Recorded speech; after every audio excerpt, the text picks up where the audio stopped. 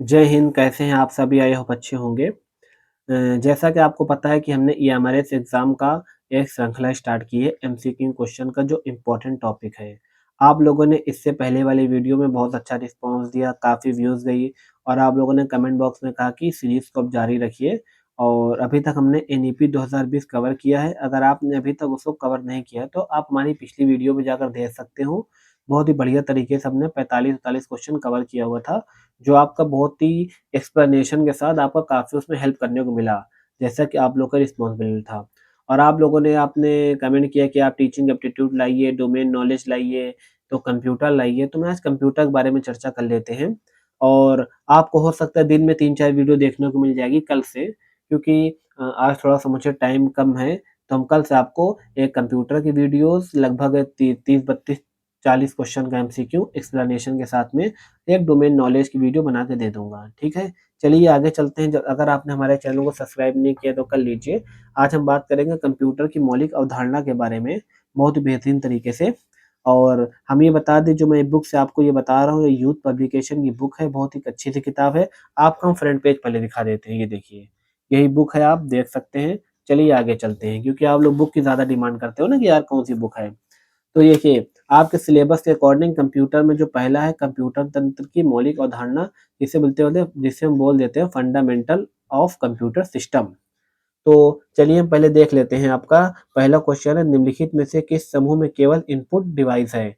अब देखिए, आपके पेपर में question input device, output device से ज़रूर पूछेगा, तो आप लोग इसको डिटेल में देख लेना। अगर आपको डिटेल वीडियो चाहिए तो मैं ज़रूर बता दूँगा।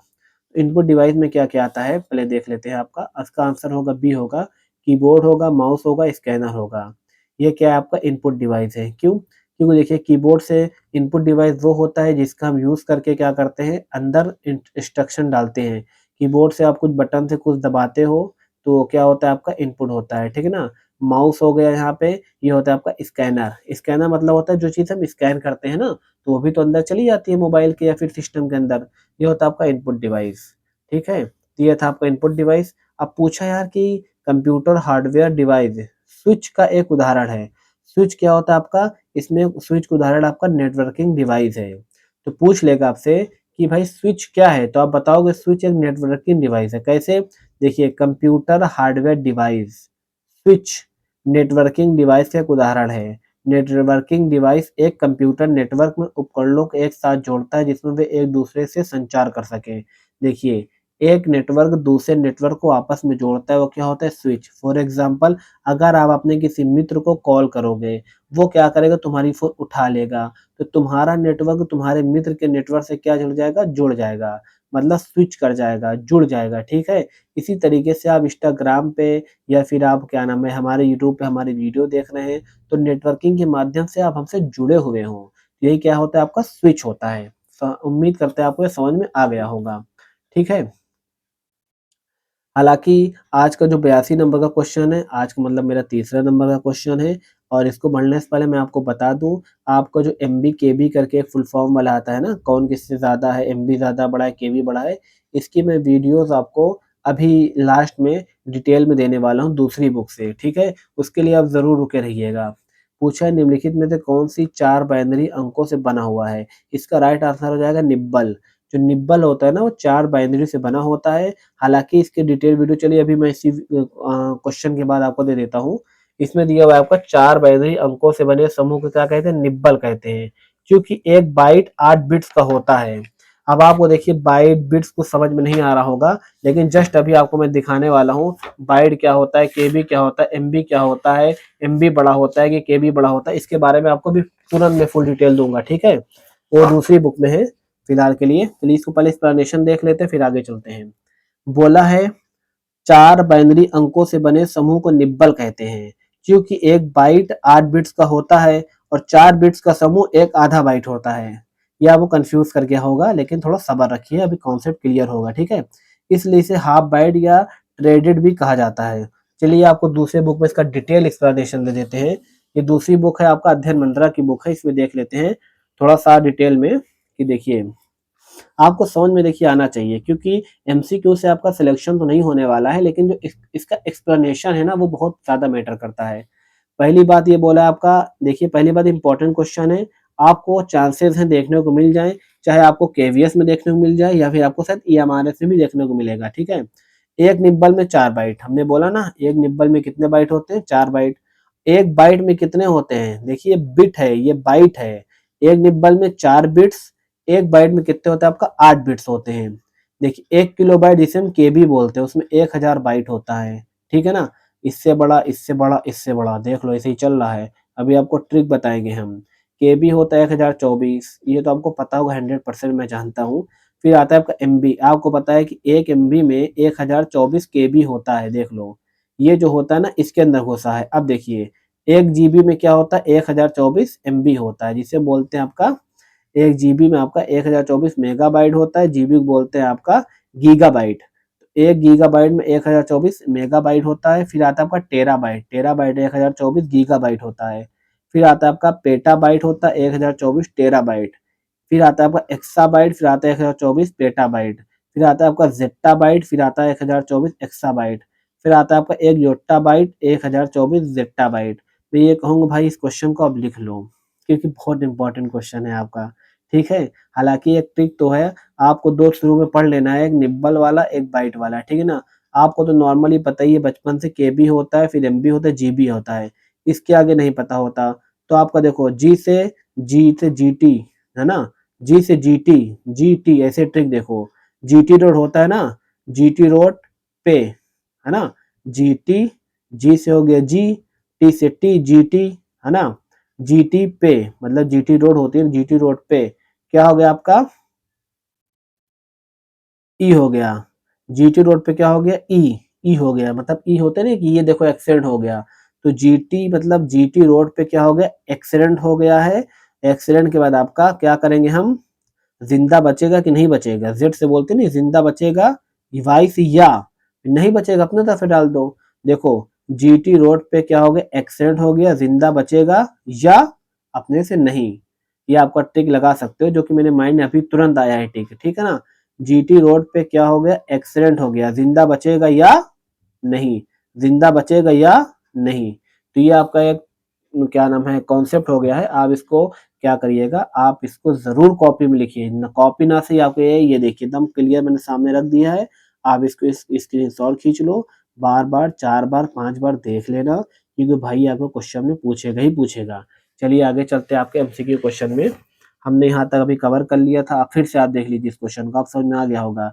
निम्नलिखित में से कौन-सा बाइनरी अंक से बना 4 बाइनरी अंक से कौन है? निब्बल। निब्बल जो क्या होता है ना 4 बाइनरी अंक से बना होता है, आपको याद रख लेना है। आज का जो हम अगला क्वेश्चन देख लेते हैं। अगला क्वेश्चन देखिए कॉन्सेप्ट ने पूछा है, मतलब कॉन्सेप्ट मतलब होता है कहानी के तौर पे। तो आपको उस कहानी पे नहीं जाना है कि लंबा क्वेश्चन देख के घबरा जाओगे, भाई बहुत ईज़ी क्वेश्चन है, देख लेते हैं। बोला है क्या? ये बोल रहा है अवनीता देशपांडे अपने दोस्त की एक नए स्मार्टफ़ोन खरीदने की सहायता कर रही है। उसने क्या किया कि भाई एक दोस्त है, मान लो आप अपने दोस्त के साथ गए हो, स्मार्टफ़ोन खरीद रहा है, वो पूछा भाई बता यार या बहन तू बता यार ये मतलब कैसा मोबाइल है, अच्छा या खराब है? तो हमने देखा, समझा, बूझा तो हमने क्या कहा, दोनों फ़ोनों की कॉन्फ़िगरेशन क्या है देखने के बाद वे इस बात से भ्रमित हो गए कि एक यूनिट के रूप में मेगापिक्सल को किससे निरूपित किया गया है। आपको पता है भाई मेगापिक्सल क्या होता है? कैमरा होता है। तो मेगापिक्सल का रिलेट किससे किया गया? कैमरा से होता है, ठीक है ना? तो मेगापिक्सल होता है ना कि 48 मेगापिक्सल है, कितने मेगापिक्सल, तो ये कैमरे से रिलेटेड होगा। अगला आता है आपका कि तो एक्सप्लेनेशन क्या बोल रहा है? मेगापिक्सल का उपयोग स्मार्टफ़ोन या कैमरे में कैमरा रिज़ॉल्यूशन को मापने के लिए किया जाता है। यह बताता है कि कैमरा एक तस्वीर में कितने पिक्सल कैप्चर हो सकता है। आपको तो बेहतर तरीके से पता होगा ना, कैमरा वगैरह फ़ोटो खींचते होंगे। अब ये देखिए आपके लिए नई जानकारी है, 1 मेगापिक्सल में 10 लाख पिक्सल होते हैं। सोचो हम लोग 48 मेगापिक्सल ले लेते हैं या फिर उससे ज़्यादा ले लेते हैं, तो 1 मेगापिक्सल में आपका 10 लाख पिक्सल होते हैं, आपको याद रखना है, ठीक है ना? मतलब मेगा बड़ा होता है, उसके अंदर पिक्सल 10 लाख पिक्सल होता है। अब देखिए एक क्वेश्चन ये पूछा, देखिए अभी भी जस्ट मैंने भी मेमोरी के बारे में आपको बताया था ना कि किसमें कितने किलोबाइट होता है, किसमें कितना बाइट होता है। देखिए ये क्वेश्चन फिर से पूछ लिया, ये एमआरएस टीजीटी लाइब्रेरियन, और ये क्वेश्चन आपको भी देखने को मिलेगा। बड़े आकार की वीडियो और फाइलों को स्टोर करने के लिए बाजार से हार्ड डिस्क खरीदते समय आमतौर पर निम्नलिखित में से किस मेमोरी यूनिट का प्रयोग किया जाता है? अब देखिए, पहले क्वेश्चन को समझिए, क्वेश्चन में भी आपका एक क्या नाम है, एक आंसर छुपा हुआ है। आंसर मतलब नया क्वेश्चन। बड़े आकार की वीडियो और फाइल को स्टोर करने के लिए बाजार से हार्ड डिस्क हम क्या करते हैं कि हमारे कंप्यूटर में कुछ चीज़ें, वीडियोज़ या डाटास वगैरह बहुत मतलब ज़्यादा एमबी की होती है, बहुत ज़्यादा केबी की पहुँच जाती हैं। केबी तो छोड़ो, वो क्या कर जाती है, आपका टेराबाइट में पहुँच जाती हैं। उसके लिए हम क्या करते हैं, अलग से एक हार्ड डिस्क लगवा लेते हैं अपनी मेमोरी में, ठीक है ना? इन यूनिट में हम किसका प्रयोग करते हैं, तो यूनिट में प्रयोग करते हैं हम आपका टेराबाइट का, टेराबाइट। और आपको टेराबाइट का यूज़ कर लेना होता है। और आपका टेराबाइट में क्या आता है, 1 टेराबाइट देखिए, पेटाबाइट में आपका 1024 टेराबाइट आता है और आपका टेराबाइट में 1024 गीगाबाइट आता है। हमने फिर वही ट्रिक अपनाया, जीटी, है ना? पहले जी आएगा फिर टी आएगा, मतलब जीटी रोड पे क्या हुआ, जीटी पी से पे रोड पे क्या हुआ, एक्सीडेंट हुआ, जिंदा बचा या नहीं, ये आपको हमने ट्रिक के साथ बता दिया था। इसका राइट आंसर डी हो जाएगा, टेराबाइट। अब हम बात करते हैं आपका कंप्यूटर। कंप्यूटर पर गेम खेलते समय नेटवर्किंग, प्लांटिंग, सेलेक्टिंग और ट्रिगरिंग करने के लिए निम्नलिखित में से किस डिवाइस का विशेष रूप से प्रयोग किया जाता है? जॉयस्टिक। अब इसको देखिए, ट्रिक देखो, देखो हालांकि आपने क्वेश्चन पढ़ा होगा लेकिन बहुत से कंफ्यूज हो जाते हैं ना, इनपुट आउटपुट डिवाइस में दे देता है जॉयस्टिक। जॉयस्टिक को ऐसे याद करना है, हम गेम खेलते हैं किस लिए, ताकि इंजॉय कर सके। जॉय से बना क्या, जॉयस्टिक, इंजॉय, जॉय। तो जहां भी इंजॉयमिंग मतलब गेमिंग की बात आएगी ना, तो भाई वहां पर आपका जॉय स्टिक लगा देना, क्योंकि जॉय स्टिक के माध्यम से हम गेम खेलते हैं। देखिए मैंने जो बता दिया एक्सप्लेनेशन में दिया हुआ है, लेकिन हमने आपको अपने शब्दों में बता दिया। जॉय स्टिक, जॉय मतलब भैया जॉय करना, गेम खेलना, ठीक है। आज का जो देखिए फिर अगला क्वेश्चन आ जाता है कि स्टोरेज क्षमता सबसे छोटी से शुरुआत करते हुए के अनुसार मेमोरी इकाई का सही आरोही क्रम निम्नलिखित में से कौन-सा है? देखिए, आपको पता है पहले केबी आता है, फिर एमबी आता है, फिर जीबी आता है। देखिए बहुत ईज़ी सा क्वेश्चन है। इसी तरीके से आपका और भी पूछ सकता है कि पहले टीबी आएगा या पीबी आएगा या फिर जीबी आएगा। आपको ये फ़ॉर्मूला लगा लेना है। जीटीबी रोड पे क्या हुआ था, एक्सीडेंट हो गया, ज़िंदा बचा या नहीं, ठीक है? तो ये आपका राइट आंसर है, जो कि आपका थोड़ा-सा एक्सप्लेनेशन चलिए कर देते हैं आपका। किलोबाइट एक छोटी इकाई जिसमें 1024 बाइट्स होती है। मेगाबाइट या किलोबाइट से बड़ी इकाई है जिसमें लगभग 1024 किलोबाइट होती है, देख लो। गीगाबाइट यह मेगाबाइट से बड़ी इकाई जिसमें लगभग 1024 मेगाबाइट है। मुझे पता है आप कन्फ्यूज़ हो रहे हो इस क्वेश्चन को लेकर, लेकिन आप जब उसको पढ़ लोगे ना, जो मैंने अलग से बुक से अध्ययन मंत्रावली से आपको बताया था, तो आप उसको बढ़िया से कर लोगे। तो ठीक है, आप उसको ज़रूर देख लेना, क्योंकि कई क्वेश्चन आपको खुद मेरे सामने देखने को मिल गया है। अगला क्वेश्चन है आपका, एक प्रिंटर जैसे कुछ हार्डवेयर संसाधनों को साझा करने हेतु एक स्विच और वायर केबल के माध्यम से एक कंप्यूटर लैब में अनेक कंप्यूटर को जोड़ने के लिए तैयार किया जाता है। जोड़ने के लिए समांतर निम्नलिखित में से किस प्रकार कंप्यूटर, मतलब देखिए क्वेश्चन समझिए, क्वेश्चन ये बोल रहा है कि आप अपने एक कमरे में बैठे हुए हैं, आपके पास क्या है, 3-4 कंप्यूटर है। उस कंप्यूटर को केबल या डाटा से जोड़ना है। उसके लिए हम किसका यूज़ करेंगे? उसका हम यूज़ करेंगे लैन। लैन मतलब होता है आपका लोकल एरिया नेटवर्क। देखिए लोकल से ही समझ में आ रहा है कि पास-पास। मान लीजिए आपको दूसरे कमरे में, मतलब कुल मिला के जिनको केबल के माध्यम से जोड़ दिया जाए, जो चीज़ें पास-पास होती हैं उसमें लोकल एरिया नेटवर्क होता है, ठीक है ना? इसका फुल फॉर्म ज़रूर आता है, कभी-कभी फुल फॉर्म ध्यान दे देना। लैन का मतलब लोकल एरिया नेटवर्क, मैन का मतलब मेट्रोपिया एरिया नेटवर्क होता है, वैन का मतलब वाइड, वाइड मतलब बड़ा। वाइड एरिया नेटवर्क मतलब ये होता है जो एक देश को दूसरे देश से जोड़ने का भी कार्य करता है, वो आपका वाइड एरिया नेटवर्क होता है। समझ में आया? तो थोड़ा-सा हम इसका एक्सप्लेनेशन देखने का प्रयास करते हैं। कंप्यूटर लैब में स्विच और वायर केबल के माध्यम से प्रिंटर जैसे हार्डवेयर संसाधनों को साझा करते हेतु कंप्यूटर को जोड़ने हेतु समांतर लोकल एरिया नेटवर्क का यूज़ किया जाता है। लोकल से ही समझ में आ गया भाई, हमारे पास तो 2-4 कंप्यूटर रखे हैं, हमने तार से जोड़ दिए, ये हो गया लोकल। लैन एक भौगोलिक रूप से छोटे क्षेत्र, जैसे कि हमने बताया ना local area network. Full form फिर से कह रहा हूँ भाई, याद कर लेना इसका। ये लैन मतलब लोकल एरिया नेटवर्क होता है, ये लोकल। मैन मतलब मेट्रोपिया एरिया नेटवर्क। वैन, वैन मतलब वाइड एरिया नेटवर्क।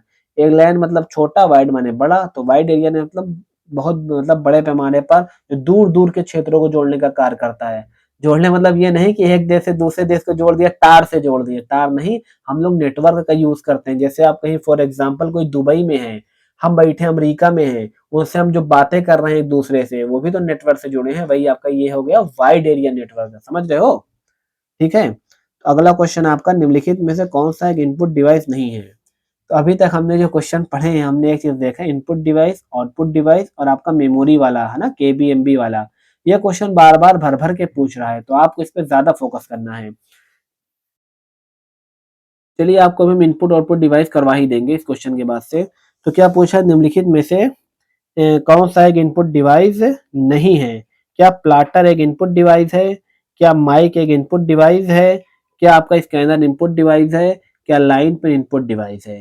तो देखिए प्लाटर एक आउटपुट डिवाइस है। जो प्लाटर यूज क्या करते हैं ना, जो डॉक्टर वगैरह यूज करते हैं, ये प्लाटर होता है। मतलब देखो, इनपुट डिवाइस वो होता है जो जिसके द्वारा हम निर्देशों को अंदर डालते हैं, और जो चीज हमें बाहर निकालना है ना, वो आउटपुट होता है। जैसे स्कैन हमने, मतलब जो प्रिंटर होता है ना, आउटपुट होता है। क्यों? क्योंकि प्रिंटर से चीजें बाहर हो रही हैं। हम गए फोटोकॉपी कराने, खड़ाक से एडमिट कार्ड हमें निकलवाना है, हमने क्या किया, कंप्यूटर में कीबोर्ड के माध्यम से क्या किया, अंदर डाला, तो कीबोर्ड हो गया इनपुट डिवाइस। माउस से हमने क्या किया, टच किया, वो क्या होगा, इनपुट डिवाइस। क्योंकि इन सब चीजों से हम क्या कर रहे हैं, अंदर काम कर रहे हैं। और प्रिंटर ने क्या किया, वो चीज में बाहर दे रहा है। जो चीज हमें बाहर दे रहा है ना, वो क्या होता है, आपका आउटपुट डिवाइस होता है। तो प्रिंटर क्या है, आउटपुट डिवाइस होता है। और इसी तरह प्लाटर है। जैसे डॉक्टर वाक्टर नहीं होते कि हमारा जांच वगैरह करते हैं, हमारा मान लीजिए अल्ट्रासाउंड करते हैं, उस अल्ट्रासाउंड को हमको बाहर निकालना है, तो डॉक्टर क्या करेगा, प्लाटर के माध्यम से अल्ट्रासाउंड को बाहर निकाल रहा है। तो ये क्या है, आपका आउटपुट डिवाइस हो जाता है। तो प्लाटर क्या है, आपका एक आउटपुट डिवाइस है। कोई दिक्कत परेशानी?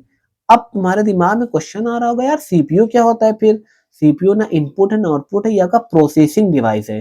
प्रोसेसिंग मतलब हम अंदर अपना एडमिट कार्ड डाले, नेट में निकालने के लिए हमने तुम्हारा रोल नंबर डाला, अपना डेट ऑफ बर्थ डाला, अब वो गोल गोल घूम रहा है ना, वो प्रोसेस हो रहा है। क्या है प्रोसेस? कौन कर रहा है? वो सीपीयू हमको इन्फॉर्मेशन ढूंढ रहा है, कहाँ है इस बच्चे का एडमिट कार्ड, लाओ निकाल के देते हैं।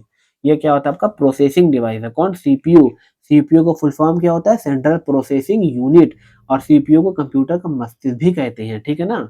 ये आपको याद रख लेना है। चलिए आगे चलते हैं। निम्नलिखित में से उपकरणों का समूह केवल इनपुट डिवाइस है। ये लो फिर चला रहे इनपुट डिवाइस। लग रहा है आपको इनपुट आउटपुट डिवाइस बताना ही पड़ेगा। देखिए, जॉय स्टिक क्या है, इनपुट डिवाइस है। क्योंकि जॉय स्टिक, मान लीजिए कंप्यूटर गेम खेलते हैं हम ना, जैसे हम मान लेते चलो मोबाइल में कंप्यूटर गेम खेलते हैं, अपने कीबोर्ड का टच करते हैं ना, कीबोर्ड से खेलते हैं तभी तो बटन दबाते हैं, लड़का आगे पीछे भागता है। मान लीजिए पबजी खेल रहा है, लड़के को आगे भी चले जाना है, तो अपने कीबोर्ड से ही तो इसे घुमाते हैं, आगे जाता है। तो समझ लीजिए यह क्या कर रहा है, अंदर इसको जब घुमाएँगे तो अंदर ही तो लड़का भागेगा, या फिर जो कोई भी गेम खेल रहे हैं साँप वाला मान लो गेम खेल रहे हैं, बटन दबा दिए, साँप को लेफ्ट ला लिए, राइट ला लिए, स्नेक को जॉयस्टिक। माइक्रोफ़ोन हो गया, अब माइक्रोफ़ोन से क्या करते हैं, माइक्रोफ़ोन से भी रिकॉर्ड वगैरह होता है। स्कैनर हो गया, मान लीजिए बारकोड आप स्कैन करते हो ना पेटीएम में पैसे डालने के लिए, तो भी तो अंदर ही तो बारकोड स्कैन हो रहा है ना। ये क्या हो गया, आपका एक इनपुट डिवाइस है, ठीक है? चलिए आपको इनपुट आउटपुट डिवाइस बता देते हैं यार, काफ़ी लंबी वीडियो हो जाएगी नहीं तो, क्योंकि यार देखो बहुत इंपॉर्टेंट क्वेश्चन है। देखिए, इनपुट डिवाइस आप इसको अलग से लिख लेना। रुको मैं देखता हूँ, शायद एक शॉर्ट नोट्स मैंने आपके लिए बना रखी थी इनपुट आउटपुट के लिए, उससे आपको मैं कवर कर देता हूँ ना, एक बार में समझ में आ जाएगा। अभी फालतू में बुक में इधर-उधर होगा मसला, ज़्यादा दिक्कत हो जाएगा फिर। हाँ, तो आपका देख लीजिए, ये रहा इनपुट डिवाइस में आपका कीबोर्ड। हमने जैसे बताया ना, कीबोर्ड से आप कुछ चीज़ लिखते हो, अंदर जाता है ना? मान लो अपना नाम आपको लिखना है या रोल नंबर लिखना है एडमिट कार्ड निकालने के लिए, तो कीबोर्ड से ही तो डालोगे।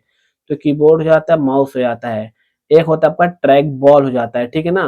फिर ओएमआर, वही OMR sheet, optical markup recognization. ये आर का मतलब रिकॉग्नाइजेशन होता है, रिकॉग्नाइजेशन। इसको रीडर मत पढ़ लेना, नहीं ऑप्टिकल मार्कअप रीडर लपेट दो। फिर से बता रहा हूँ full form, optical markup recognization, क्योंकि आपके सिलेबस में फुल फॉर्म वाला भी एक चैप्टर है, इसलिए मैं बता रहा हूँ। MICR, ठीक है ना?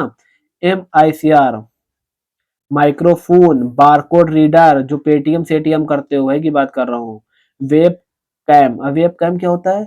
अरे भैया वेब कैम वही होता है कि आप वेब ब्राउजर के अंदर जाते हो, अपनी इंफॉर्मेशन डालते हो या अपनी फोटो भेजते हो, वो तुम्हारी फोटो देख रहा है, अंदर की तो बात हो रही है। जॉय स्टिक हम बता चुके हैं, जॉय मतलब इंजॉय करना, मतलब गेम में। स्कैनर आपको बता चुके हैं, कोई चीज स्कैन करना हुआ पीडीएफ वगैरह। फिर आता है माइक, माइक में मुंह लगा के बोलते हो, क्या नाम है, जैसे आपका गूगल में आप माइक टच करके बोलते नहीं हो कि गूगल हमें इन्फॉर्मेशन दो, अंदर ही तो जा रहा है ना इन्फॉर्मेशन। फिर लाइट पेन आता है।